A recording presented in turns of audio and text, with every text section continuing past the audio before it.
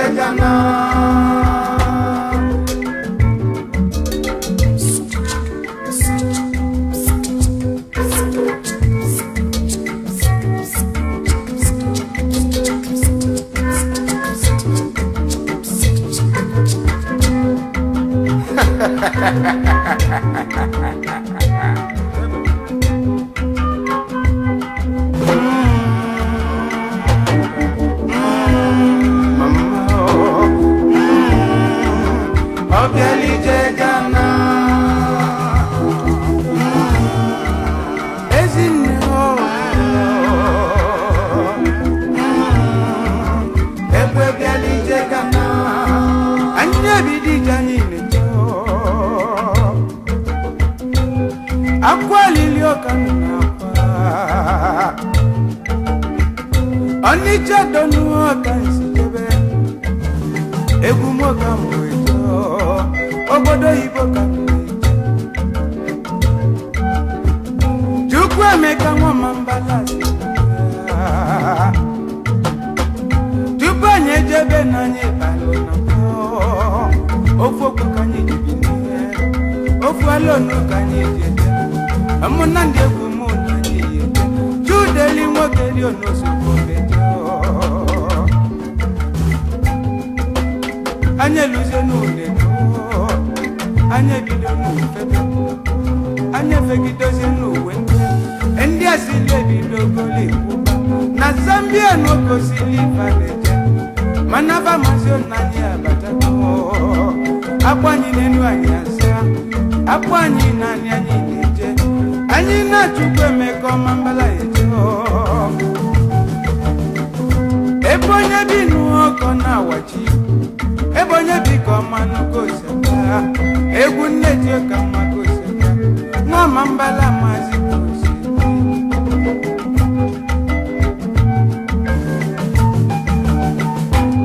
odozi abu nwanyị n'osogweche ezi nwa gwa mo na saba nwunye mambala n'afọ enne m ụlọ odi odo ngozi onwanyị ọma Chukwu emeka nwobele Osiri okale Kene jano sige no sokwecho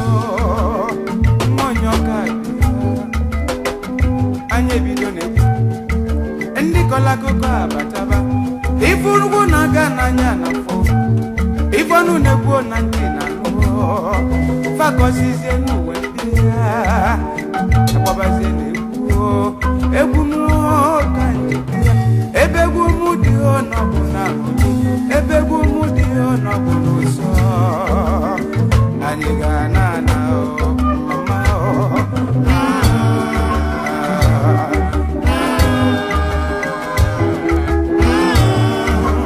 Obiali jegana mafilio osilio na ebwebiali jegana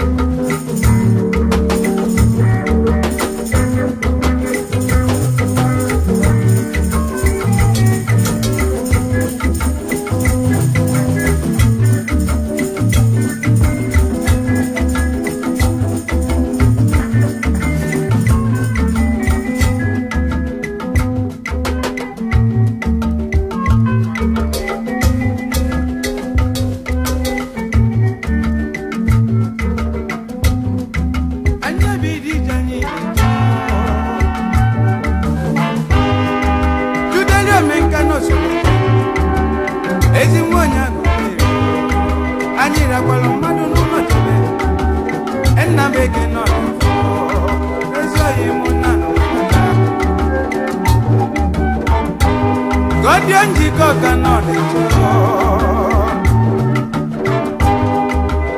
oyi mo na nyi na ifanyi na Awka nyi ko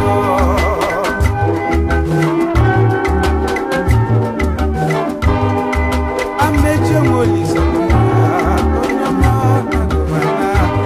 even na lo na ya egumu kan egumu no ba ebe gumu di no ni fuso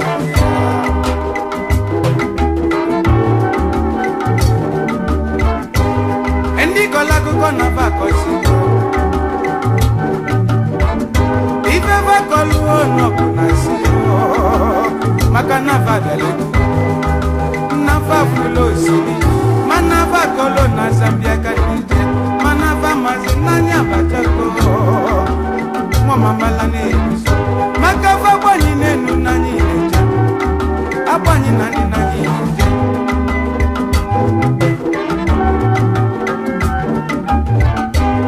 ofo kuo kanyi dia ofo mmekanyi jaga ibonye kulo kibiele ibonye zalo kibiele sa dio mwanya mwa mona saba nemolo monisa odoja kumwanya ni munyo mamalande ni dia so ibani bia lokani onyama ni dia ni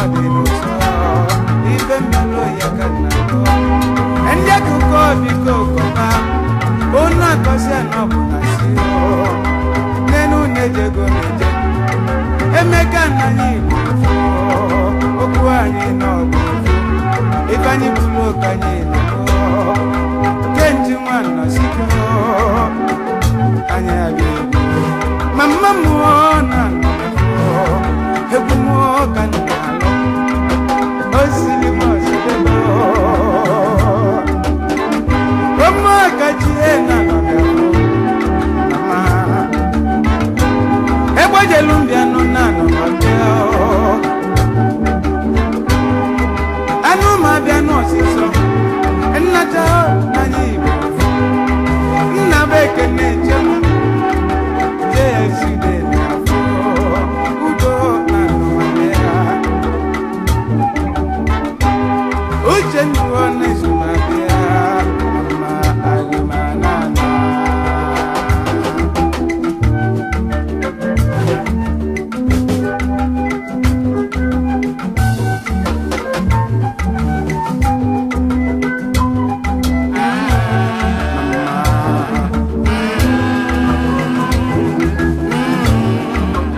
Obialije Ghana, mama.